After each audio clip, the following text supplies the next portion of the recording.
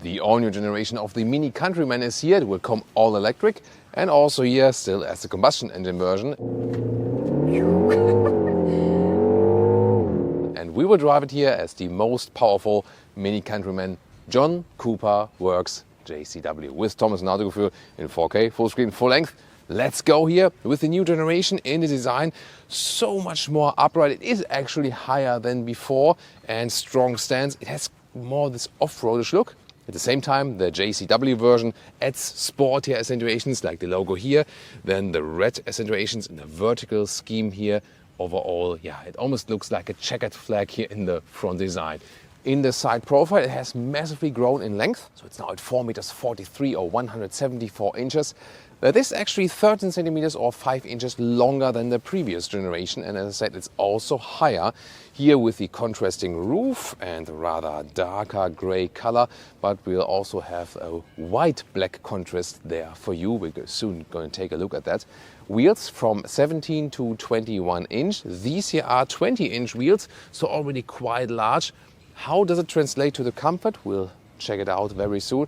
You get a base suspension or they call it adaptive suspension, like a sports suspension, but it has frequency adaptive damping. That means it's passive adaptive. I think both with BMW and with Mini it's a little bit misleading to call it adaptive because you always expect that it changes according to the driving mode, but it doesn't. So it is passive adaptive, but not that you can choose it. We'll test it later on when we drive the vehicle. Here, also in the side profile, we have this typical Mini element, really prominent in this case with the John Cooper Works version. All 4 is their all-wheel drive system, brand name. It is a front-wheel driven platform, so it's front plus rear on demand. This one here, of course, the all-wheel drive version to get all of that power to the ground, but you'll also get front-wheel drive versions for this one. Same goes also for the electric version, front or all-wheel drive. In the rear, you can see different signatures. Here, the Countryman JCW more has, like this LED activation, but it depends really on the version what signature you have here in the rear. In the lower part, you have these massive exhaust pipes. 4, and they are also for real, so no job for the Autogefühl fake exhaust police at all here today. And now let's check out that other vehicle here, because it's a very cool setup we have here for you today. You can of course get different colors. This one then here white with the black contrast. I think that is probably the most contrast-ish you can get this vehicle. Also when you take a look at the front right here, why not? I mean, I think that's pretty cool in this styling actually. What do you think? If you wonder, by the way, the BMW X2 here especially is the M35i trim. This is actually, together with the X1, the brother or sister.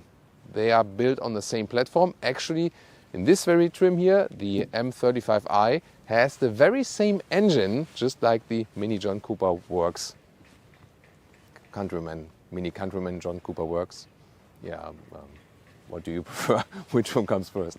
So interesting is that although it's originally a British brand, this one here, the new Countryman, is built in Leipzig, Germany. So this is a German Mini. Turning indicators in the rear appear here in between the rest of the signature. The turning indicators in the front, defo my favorite here. Look at that, pretty cool, because they replaced the full daytime running light in the front.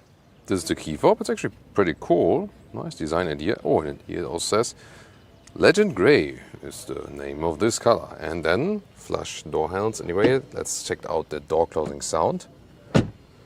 Oh, it's actually quite solid, like that. Interior of the doors or inside. Yeah, the fabric covering here. It's actually quite cool. So it brings a lot of atmosphere to it. Optional Harman Kardon sound system.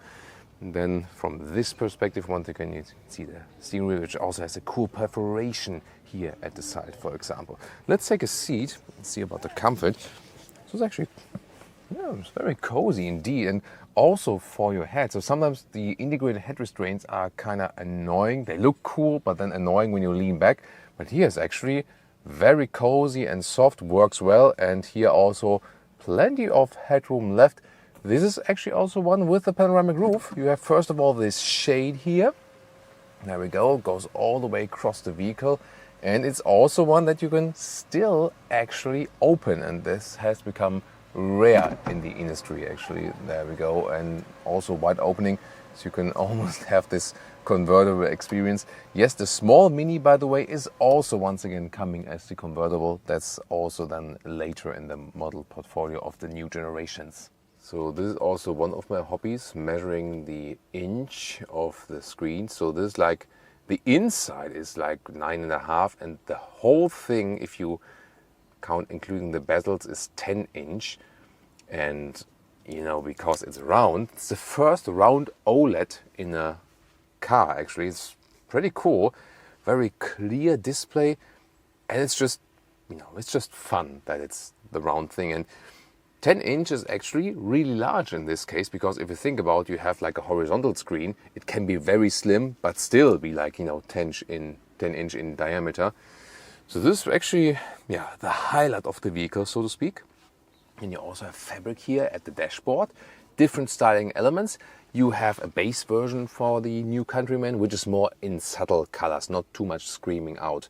And then you also have a trim where you have like a, you know, like a dissolve between different colors, between blue and brown. And this one here, the John Cooper Works, has this, you know, like this, hey, this like a wall of fire, you know, something like that.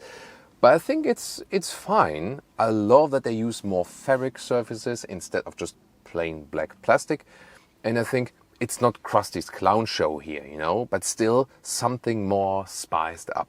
Same goes for the steering wheel, red contour stitches on the inside, the striping in the lower part, and also with the seats. Look at that. I mean, this is high-grade leatherette, slick surface. You can also wipe it clean. And in the top part, they use the fabric again, which shines through. And this is then this, you know, like a 12 o'clock marking we see sometimes on the steering wheel. And yeah, this is actually only possible to do it like that now with new technology, also, you know, in the stitching workshop and so on. So pretty impressive. And even more impressive is it's very high quality and it's all animal free. Even that steering wheel, and no one could tell a difference. And these new materials have less impact in the production and also even less abrasion, and they're more durable, so that goes full circle. And they also use a high recycling share in the production. So overall, I think a very unique setup here. I think it's actually well done. What do you think? Because this is definitely splitting opinions. And even more so maybe, wait a minute, where are the instruments? As for the head-up display, when I turn on the ignition, you can see here it has this separate layer that pops out, and there is actually a reason for that. This is the reason, not cost savings in this case. They wanted to have a head-up display unit which also projects into the windscreen, but at this moment it's not possible to do it at this angle here. So for example, the BMW X1, X2, it's more like this in the windscreen, but here to achieve this rather upright standing mini design look, yeah, was not possible actually to integrate a real head-up display. Shifting pedals here behind the steering wheel and real buttons on the steering wheel in the front, volume. And this is here, by the way, interesting. I can also control the infotainment system from here. These are still physical controls, like the gear mode selector, like a gear selector here, reverse, drive. This is the ignition actually, on and off. This is the experience mode selector, so the drive modes actually. Here then the volume jog. And in the lower part then this is the inductive charging pad with a cooling hole so that the phone doesn't overheat. Underneath more space. These are the cup holders. They are not adaptive, and this is to be criticized because bottles are flying all over the place. This is coffee cup only thing. For everything else is not ideal. This is a cool idea. So inspired by furniture design and also in this case here by luggage design. So I think it's a mix of furniture and luggage design. So you know, putting this one up, it's like a small cubby hole. However, this armrest here, soft touch and also good for the elbow, but you can slide it only forward and backward. You cannot open it. And two USB-C chargers here. Look at that here. This is small ambient lighting for the middle console. Woo! And they heard I switched to the go-kart mode, and then it also switches to red. So Leah really loves the round screen, so thumbs up for the screen from her. yeah, her favorite from the interior. And she also discovered some Easter eggs, actually. And Easter egg number 1 is when you are in the GPS, in the infotainment system, look at that. When you hold this arrow, then it becomes a small vehicle. Is it a Mini, though? Maybe.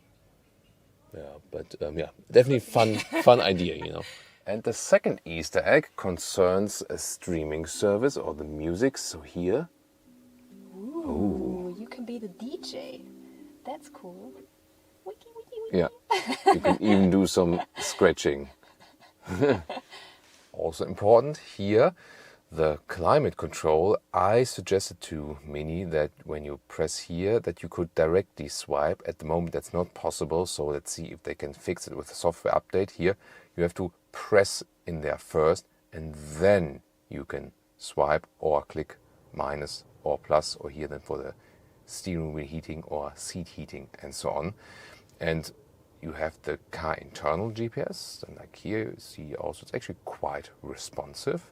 And you also have this home menu, or here this main menu app view, but you can also add these here. So when you, what was Leah again? Holding, right? Yeah. Oh yeah, holding, and then you can, here, holding here, add 2 shortcuts. And then you have this shortcut view, which you can always swipe from below. However, here the Apple CarPlay integration, you can see it here with Apple Maps. Then you can see it's not really suitable that much for the round screen, but here in the home view, that's actually quite okay because the colors are going through. Then there are these experience modes. This is the core mode. You can switch it to the green mode, for example. You have to wait in a little bit. Then it also gives this sound chime. This is more than the eco driving mode. Vivid would be a more expressive one. Also the ambient lighting switches to accordingly. If that chime is really needed, yeah, that's maybe up to discussion. This is here like the retro driving mode. So you then have these retro analog instruments in the middle part. That's actually quite fancy, right? And remember, you have the instruments here basically, and only if you have the head-up display, which is standard for the John Cooper Works or otherwise optional, you also have a speed in your line of sight. Yeah, trail is maybe also interesting here for some off-roading action. Yeah, it's also more like the retro style, I feel. And of course, for the John Cooper Works, most important, the go-kart mode. Yeah, Mario Kart style. Rear doors, look at that. Also this fabric covering which shines red from the background with this perforation. So also nice fabric covering here that you don't have everything in full black plastic. Also nice door handle. And then you can move this rear bench here 13 centimeters or 5 inches forward or backward for more space in length in the trunk or for more legroom. Also here the control in the inclination. You can put it more backward here or more forward. This one here would be then most backward. Middle part then with some adaptive cup holders right there. And this middle console has 2 USB-C chargers, and it is like a volume jog wheel, but this is actually for the vents. Why not? So it's a nice idea. Then it's actually quite cozy in the seating position, also upright. Legroom does exactly fit for 4 tall adults, and headroom here is also totally fine with 189/602. This one here then with the panoramic roof. And can I also sit in the middle part with about the 5 tall adult thing? It's not too hard in the middle part, so yeah, with the legs it gets a little bit closed and headroom no problem. So I would say it's like 4 adult proof for sure, 5 for shorter trips. Let's check out the trunk or the boot. Electric hatch here, 450 liters up to 1,450 liters. The width here is a good meter or 40 inches, and the normal length is about 80 centimeters or 32 inches. So the X2, for example, we've seen across there has a little bit more length there in the trunk. And what's interesting actually here underneath, so look at that, you can fold this one up. Cables also for the electric one, but here when you have the ICE versions, then you have this whole space right here. So this is a very large space underneath, and look how cool this one is being kept upright without you have to hold it yourself. That's actually nice. And then you can see here 1-1-1 split. You can individualize that. And what's also cool here for towing, you have to press this one and then this one underneath. Fully electric, not only, that's also always a weird sound, right? However, you see this little pin here, well, this indicates it's a towing hook, but not for towing. In the John Cooper works, just to put something on it, so as a bicycle rack. Also goes back again, so that's a very practical or handy thing to have. And one detail I want to show you here, when I actually release this top cover here, look at that. There's the MINI logo here, kind of stamped on there. And it's interesting, so when the hatch is opened, it's usually like this, as you've seen before. And then when you look to the back mirror in the front seat, you see the MINI logo upside down here from there. So, nice detail. You know, I love these details. And let's take a look at that engine right here. This is the top spec. You can also see this dome strut. And we have a 2-liter 4-cylinder turbo petrol engine with around 300 horsepower, 5.4 seconds in the acceleration figure. You can also get an all-wheel drive petrol engine here, 2-liter 4-cylinder with a little bit lower horsepower. It's 218 then in the horsepower spec. That is not the true JCW version then. And also even smaller 1.5-liter 3-cylinder petrol engine as an entry petrol version. Also 2-liter 4-cylinder diesel. No plug-in hybrid in this generation. However, now all electric and front-wheel drive or all-wheel drive, 65 kilowatt-hour net battery. Of course, the range there will be somewhat limited. Yeah, but it really depends on your purpose, on your needs, which version you would go for. And what's also very interesting, you know that MINI is originally a British brand, but I think I have to close open. Yeah, that's always the thing, you know. With BMW and MINI, I think it's pretty cool that you don't have to unlock these. You have to pull it twice, you know, to really unlock the hood, and then you don't have to search like, where do I open that one here? Just pull it up. Yeah, but then to close it, you just have to be not gentle at some point. Welcome to Thomas's Driving Lounge. Mini Countryman John Cooper works in new generation go-kart mode. Then we also have this chime, but I can actually also tell you here, you can also deactivate these experience jingles. So, and then if I would have the things like this, press the brake, throttle, I cannot preload. The preloading for some kind of launch control here, when you are in driving dynamics, you can set it to Sport Plus, so it's like an EC Sport. I can also set the drivetrain to Sport Plus, that's also possible. And then I can do some preloading. Usually it also should set the launch control, let's see if it works or not. Preload, let's go.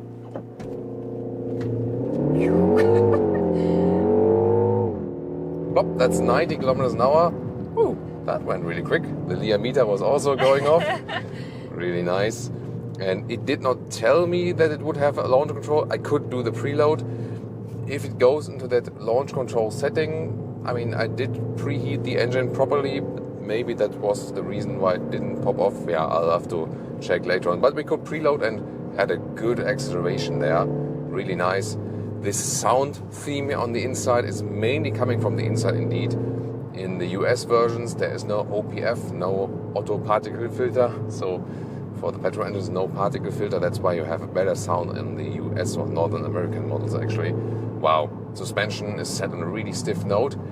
You do not change it with the driving modes, but it also adapts to the road surface, and wow, hooking up well here. Great accelerating out of the corners, although it's a front-wheel driven platform, but a lot of power is sent to the rear wheels. And this really small steering wheel, it's also smaller than in the X1 or the X2 with BMW.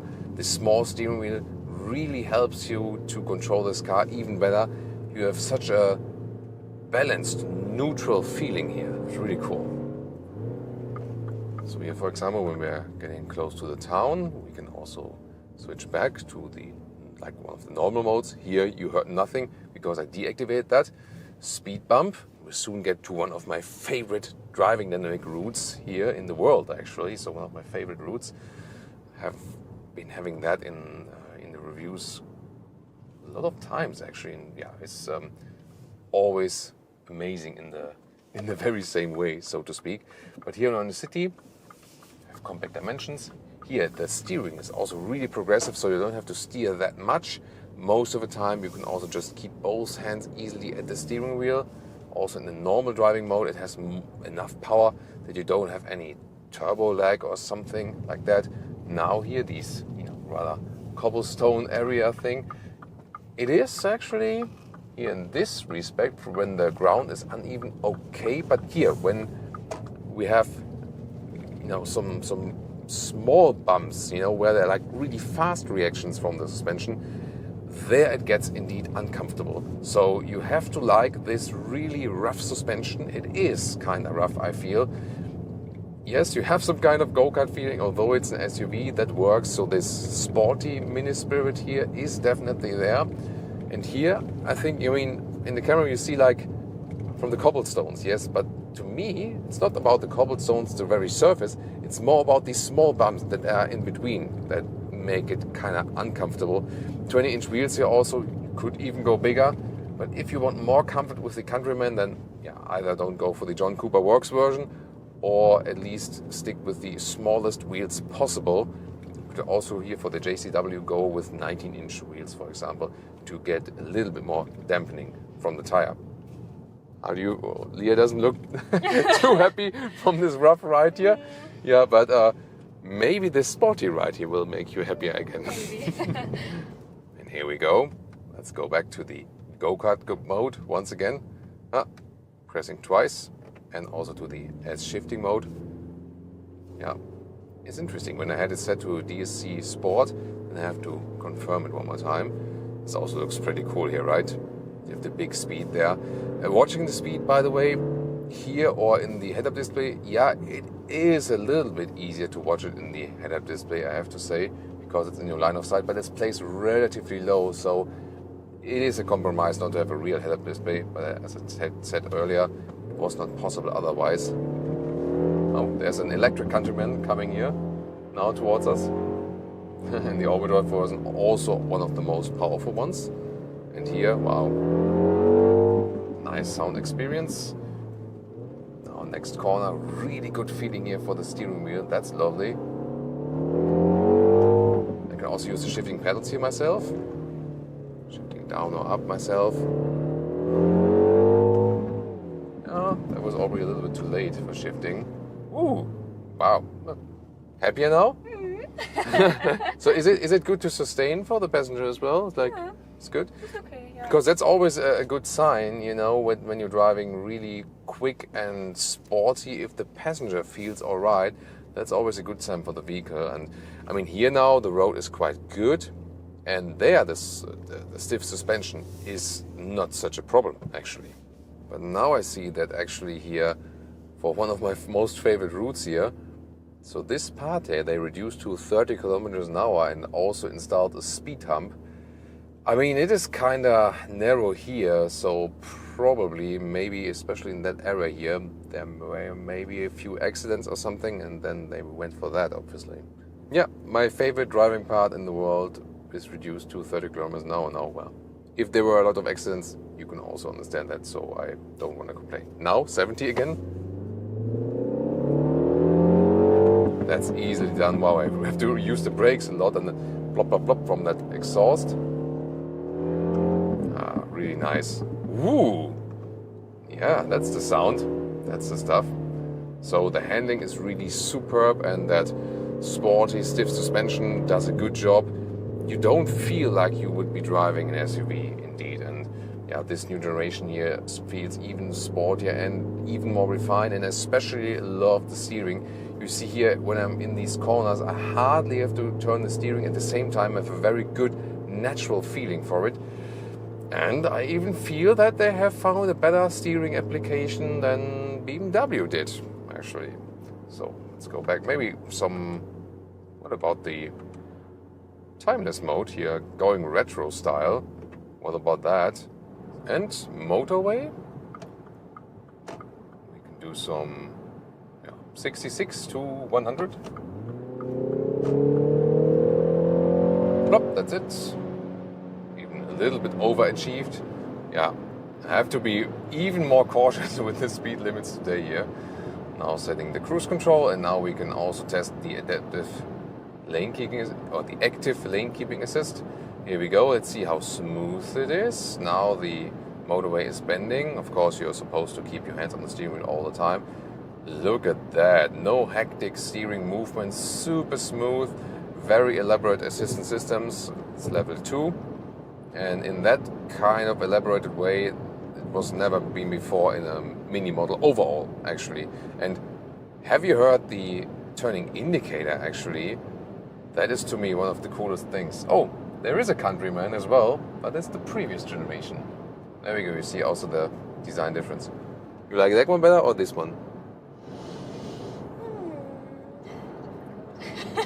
Difficult. Oh, I think the Mini guys, do they want to hear that the new one is way better, or would they also like to hear that you find the old one good as well? So yeah, probably both. Yeah. Probably both, right? Yeah. So I guess that Leah would take this or the other, the old generation. So yeah, but I think it's maybe also a good thing, especially for owners of the previous generation, that they're not shocked by the new generation styling. Here, the turning indicators, really cool. You just want to hammer them in and do another lane change. I think they just sound so great, you know, so like bang in there. It's really, really cool. So hitting the turning indicators, so much fun with this one, and I guess it motivates you to use them also, probably. Yeah, that was, you know, there's this joke with BMW drivers not using the turning indicators.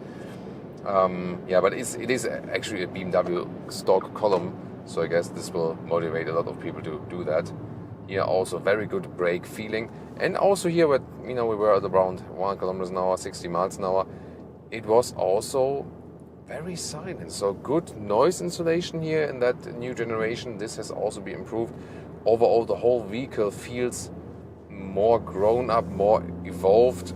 It actually makes a better quality impression, and I was kind of surprised that after the static launch, there were a lot of comments that people felt like the build quality would have diminished, and I cannot confirm that. So, I mean, there might be always some things that is something that are different actually, but I rather felt here that the quality of the whole vehicle has been improved, and I think we can also confirm that here with driving it.